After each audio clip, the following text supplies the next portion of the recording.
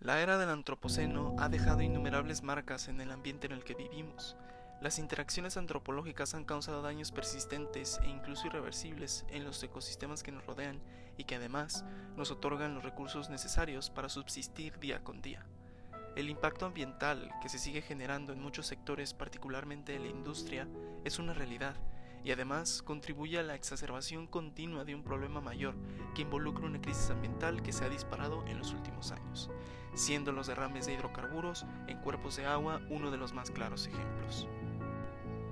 El hecho de que ocurran derrames en cuerpos de agua trasciende más allá de los impactos ambientales cuando estos ocurren en aguas que son utilizadas para el consumo humano, porque hay un abanico de consecuencias y problemas socioeconómicos y salubres que se generan a raíz de la negligencia o descuido humano.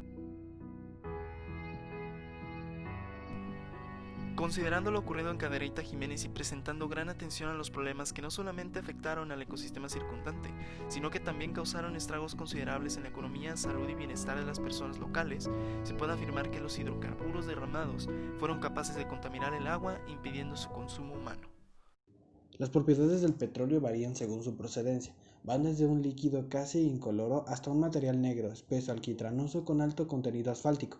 La mayor parte de los crudos son negros, otros son de color ámbar, rojo o castaño bajo la luz transmitida.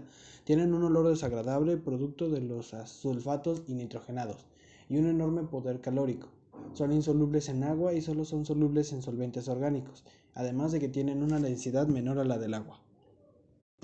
El petróleo en general está formado por hidrocarburos, los cuales son compuestos orgánicos que tienen carbono e hidrógeno. Dada la tetravalencia del átomo de carbono y de la monovalencia del hidrógeno, las distintas posibilidades de combinación de estos átomos pueden clasificarse según dos reglas generales. Hay hidrocarburos alifáticos. Los saturados constan de una cadena recta única y los no saturados presentan enlaces dobles o triples entre carbonos de su molécula. Los hidrocarburos cíclicos, los saturados tienen uno o más dobles o triples enlaces entre sus átomos y están los hidrocarburos cíclicos no saturados. En general, los hidrocarburos comparten características muy similares puesto que parten de los mismos elementos y por ende una periodicidad química similar. El carbono tiene una configuración electrónica 1s2, 2s2, 2p2.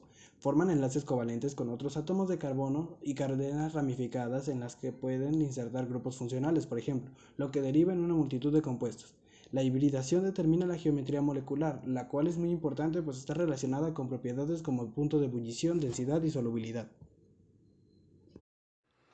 El enlace químico del petróleo dentro de la industria se denomina como naftalenos, en los cuales es una clase de compuestos que tienen al menos dos átomos de carbono en la molécula unidos por enlaces ya sean dobles o triples. Por otro lado tenemos el enlace del agua que ya conocemos, que es un puente de hidrógeno o bien denominado un bent. Además, las características más notorias de dichos hidrocarburos es que son en su mayoría insolubles en agua, así como también con una polaridad nula, con un punto de ebullición extremadamente bajo, en excepción de casos como los hidrocarburos cíclicos insaturados. Aceite y agua no se mezclan, pero sí puede existir una solución llamada emulsión. Su tratamiento como agua residual aceitosa es imprescindible debido al alto contenido contaminante. Donde el agua predomina, el aceite aparece como gotas dispersas de forma uniforme en toda la fase acuosa. La concentración y el tamaño de esas gotas depende de la agitación. Si se deja reposar, los dos componentes se irán separando debido a la diferencia de densidad, pero esta separación no es perfecta. En múltiples aplicaciones industriales se generan emulsiones aceitosas, por ejemplo, aguas contaminadas con hidrocarburos. La propuesta que ponemos a la mesa es un método que, de acuerdo a investigaciones previas realizadas, es un método prometedor, especialmente dentro de la industria. Se trata de una turbina ya que este sería capaz de separar sustancias como es el agua y algún tipo de hidrocarburo, que en este caso es el petróleo. Para lograr eso se implementará un sistema de filtros de grafeno hidrofóbico y, como ya se ha mencionado, este material es capaz de repeler el agua y filtrar otros tipos de compuestos. Los hidrocarburos entran en esta lista de compuestos y claramente se pueden filtrar.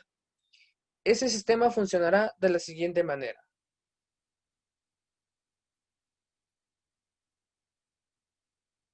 Como vemos aquí, tenemos un diagrama de la parte interna del tanque o de la turbina.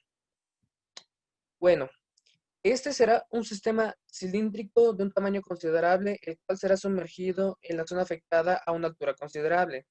El agua contaminada será succionada por una turbina que estará protegida por una reja para que elimine la posible entrada de objetos grandes a la turbina para evitar daños posteriores.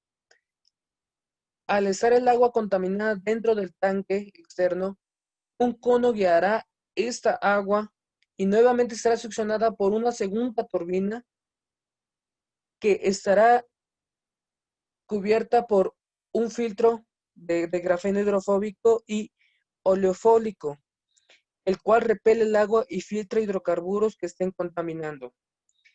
El hidrocarburo que se filtra se deposita dentro del otro tanque interno de la turbina.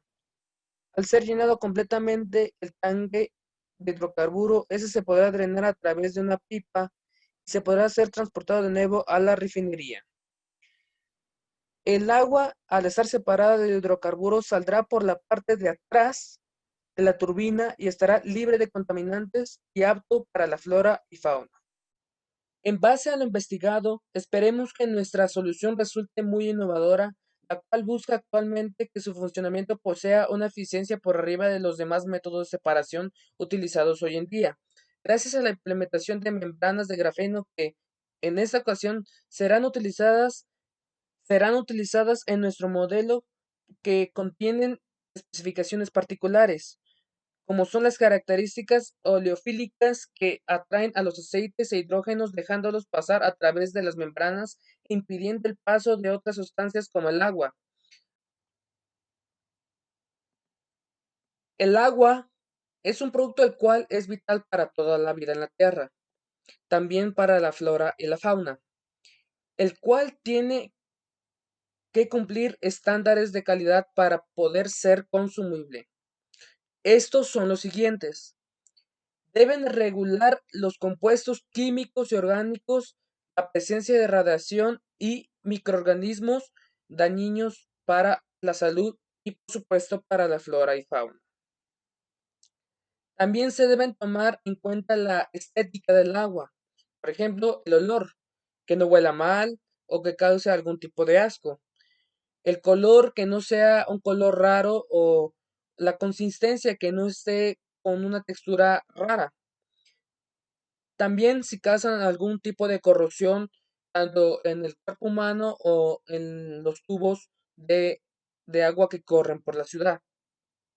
A continuación está la tabla de las cantidades máximas de los contaminantes que deben cumplir para los estándares de calidad.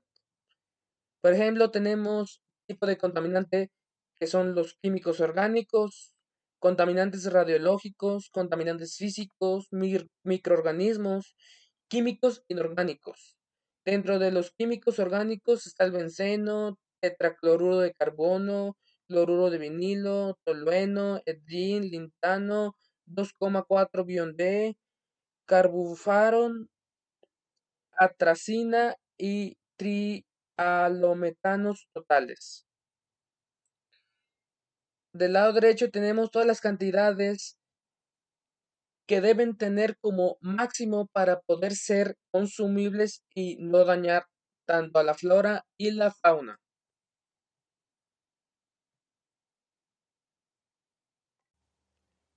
En conclusión, sin duda alguna, los hidrocarburos son un arma de doble filo. Por un lado, esos nos proveen la energía que necesitamos para satisfacer nuestras necesidades diarias, pero a un costo ambiental muy elevado. Como hemos visto, el caso ocurrido en Cadereyta Jiménez es un ejemplo muy claro de por qué los hidrocarburos y combustibles creados en base a estos deben de manejarse con especial cuidado, sobre todo cuando existen riesgos de que puedan contaminar aguas que se encuentren muy cercanas. El agua es un recurso fundamental que debe preservarse y cuidar con las debidas medidas de sanidad porque, como, como hemos visto, este apreciado recurso se ve afectado por sustancias tóxicas que desencadena una reacción en cadena de problemas que llegan a influir fuertemente en las vidas de las personas, en su economía, en su salud y, por supuesto, en el ecosistema donde habitan. En este contexto, el derecho al acceso y disposición de agua potable de los habitantes de la zona se vio rotundamente dañado gracias al derrame y constante arrojamiento de aguas residuales de la refinería de Pemex. El Estado mexicano y principalmente el gobierno municipal no garantizaron un buen acceso al agua potable gracias a la negligencia en la aplicación de las leyes correspondientes. Además, es importante mencionar que desde 1999 se aplicaron reformas a los artículos 4 y 25, los cuales estipulan el derecho a un medio ambiente a todos los mexicanos para asegurar su buen desarrollo y bienestar, y para adicionar un principio de desarrollo integral al Sistema Nacional de Planeación Democrática con el fin de garantizar el derecho fundamental de un ambiente sano. Pero en base a esto se puede asegurar que Cadereyta Jiménez es uno de otros casos donde la ley no aplicó debidamente, lo cual es un gran peligro cuando de tratamiento de sustancias tóxicas se trata. La única alternativa es el exhortamiento a las medidas institucionales gubernamentales a que hagan el uso correcto de sus facultades con el fin de seguir garantizando las obligaciones estipuladas en las leyes del mismo Estado mexicano.